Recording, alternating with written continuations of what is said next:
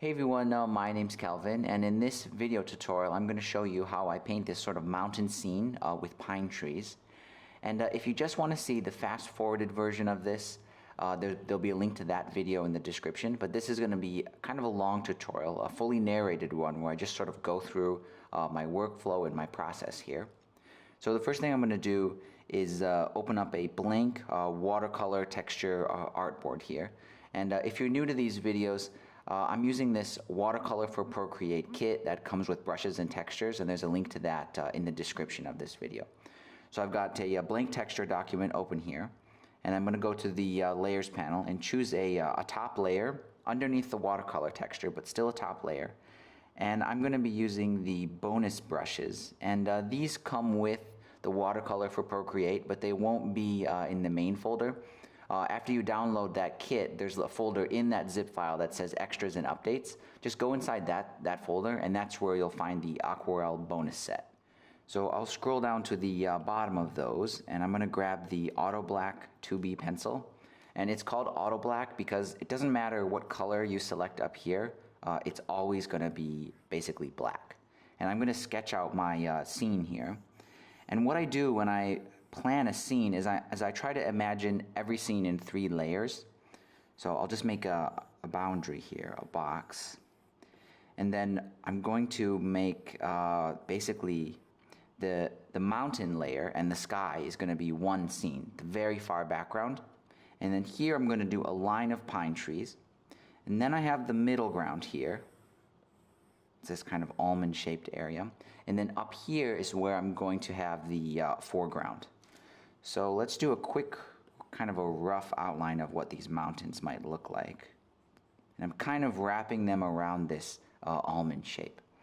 Now I want to make sure I do all my watercolor underneath this sketch layer, so I'll select one of these down here. I think I'll do the bottom one, and I'm going to start with the sky first. So let's choose a kind of a bluish color, and I'll start with the rough mop brush. And I'll just quickly fill in this area. Okay, looks good. I want to throw in some darker shades in there. Just some random variation. Now I'll blend this with the blend brush. So I'll go to the bottom and grab the water blender. And let's choose pretty, maybe medium size like that.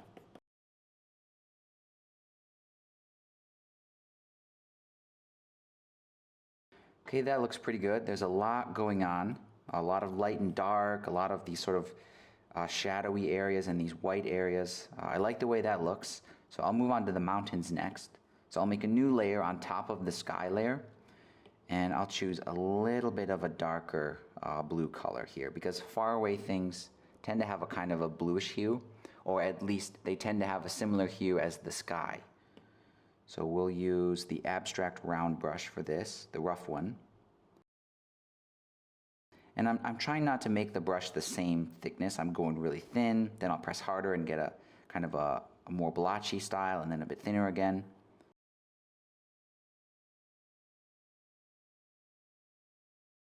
I want to lighten it up. It ended up being too dark, so I'll select that whole mountain layer, go to hue, saturation, and brightness, and I'll just brighten it a little bit.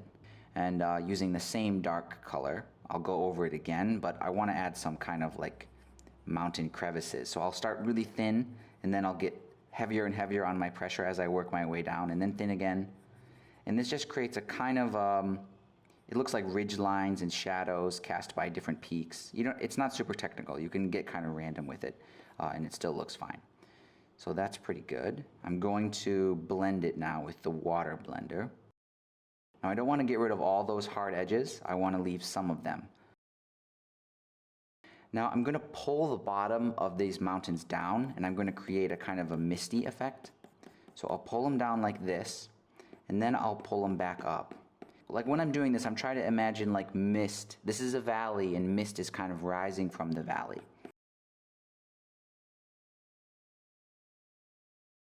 Okay, that's pretty good. I'll select a little smaller brush there, and I'll do some kind of, I guess, sort of misty tendrils here. Okay, that looks pretty good. I want to go over the edge of the mountain here and sort of make that a little bit less sharp. I think I'm going to create a color variation on the top of the mountain. So I'm using that freehand selection, and I'll feather it out. And just like the very top of the mountain, I want to see what it looks like if I lighten it. Okay, I'm happy with that. Let's see if we can adjust the color a little bit. Cool. And I'm going to do some random variation of color as well. So I've just selected some random areas here. I'll feather those out quite a bit. Go back to the hue, saturation, and brightness and see what happens if I sort of slide the hue a little bit. Okay, I like that.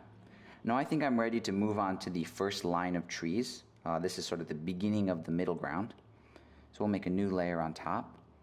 I'll choose a greenish color, but still kind of blue. So I'm going to use the quick pine brush. And this is a special brush. It's in the bonus set. So make sure you have the bonus set loaded. And I'm going to scale it pretty big, actually. Let's see what that looks like. That's pretty good.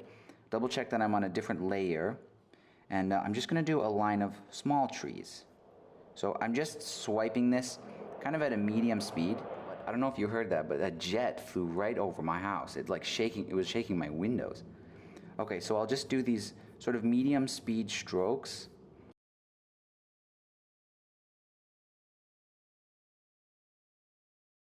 The level of black in these is really low. I feel like it makes it look flat. So I'm going to add a few trees that are really dark. Now I'm going to go to, let's see, hue, saturation, and brightness. And I'll play with these a little bit to see if I can get some more contrast off the back of that mountain. Okay, I'm happy with that. Maybe I'll desaturate them a little bit, and I'll add some more mist to the back of the mountain. So let's go to the mountain layer, this one here. I'll use the freehand selection tool, and I'm just gonna go just above the line of trees. I'll feather that out, and then I'll go to hue, saturation, and brightness and just sort of brighten that and see what we get here, okay? And usually when you raise the brightness, you have to lower the saturation, otherwise the colors get kind of shrill or oversaturated. But this looks good. And I always like to play with the hue just to see if we can throw in an interesting tone. Okay, that's good. Now I'll go back to the tree layer, and I'm gonna blend the bottom of it. So I'll grab that water blender, medium size again, and I'm just going to work the bottom of it. And I'm going to grab the spidery blender, and what it does, I'll zoom in here and show you. It adds a really interesting kind of feathery blending thing going on there. I don't know if you can see that on the video clearly, but I don't overdo this. Just once in a while I'll use this just to give it a little more dimension. I want to create some mist in this middle ground. So I've still got that tree layer selected. I'll do a selection like this, sort of following my pencil line. I'll feather it out sort of medium there. And hue, saturation, and brightness. We'll brighten that. And again, it gets a little bit shrill, so I'll lower the saturation. Okay, that's pretty good. And you see these kind of like weird round shapes? It's coming from my sky layer, the very background. So I'm going to blend that a little bit more.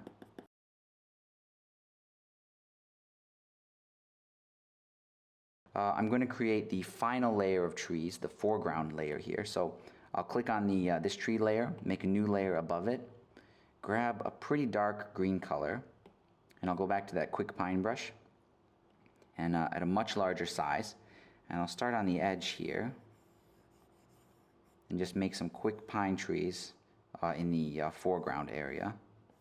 And if you notice the brush is getting too, I don't know what to call it, too kind of spindly, you can make a tree like at an A shape like that. You don't have to do one tree in one stroke.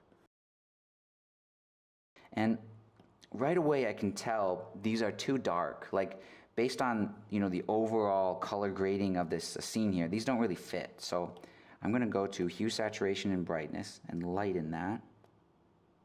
There, that's much better. And I'll add a few dark trees again, just a few of them to add some contrast. But if they're all dark, it sort of loses that illusion. And I'll do some random foliage kind of brush here. There we go.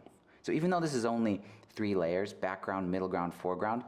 In each layer you can add some detail that does sort of blend it to the next layer and add sort of like a sub layer to the scene. And it's looking a bit flat, so I'll add some sort of random color variation here. Brightness. Yeah, when you brighten it, it seems like in this scene it makes it look kind of hazy or misty, and I really like that look. Okay, this is almost done. The final step I'm going to do here is I'll turn off that sketch layer, and I'm going to sort of blend the bottom of this painting here. So I'll grab my water blender.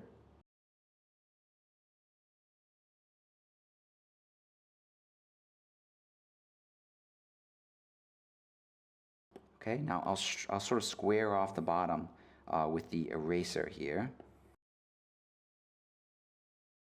And now I'll grab the blender again and just tap the bottom to break up that sharp edge, but I'll leave some sharp edges.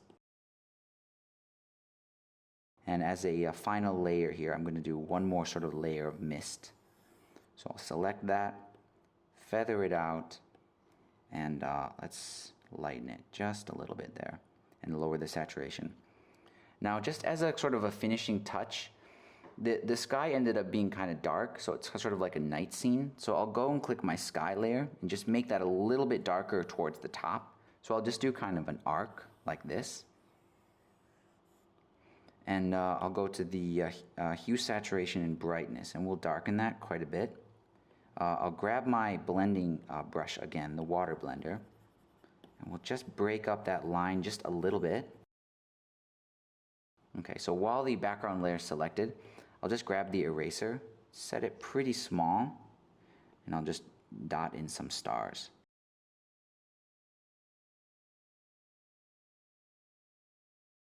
Okay, that's pretty good. Now I'll create a layer on the very top here for the moon. So let's grab some white, maybe a little bit of a yellowy white, actually, just a tiny bit yellow. I'll grab the abstract round brush, and I'll just do the moon here, I think is good. Okay, and then I'll grab the selection tool on freehand, and I'll sort of cut out the crescent moon shape like that, and I'll darken what I've selected until it has a similar level of contrast as the sky, but it'll still be a different color.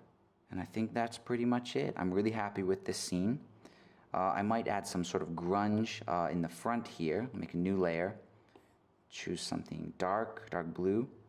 Let's grab the stippling dry round brush and a pretty large size, and we'll see what that looks like. It's kind of interesting. And I'll just clean up the edge of that with the eraser tool. And that's pretty much it. Hopefully this is a pretty clear narrated tutorial of how I paint this kind of mountain scene. Let me know if you have any questions or comments. But other than that, guys, thank you so much for your support, and I'll see you in the next video.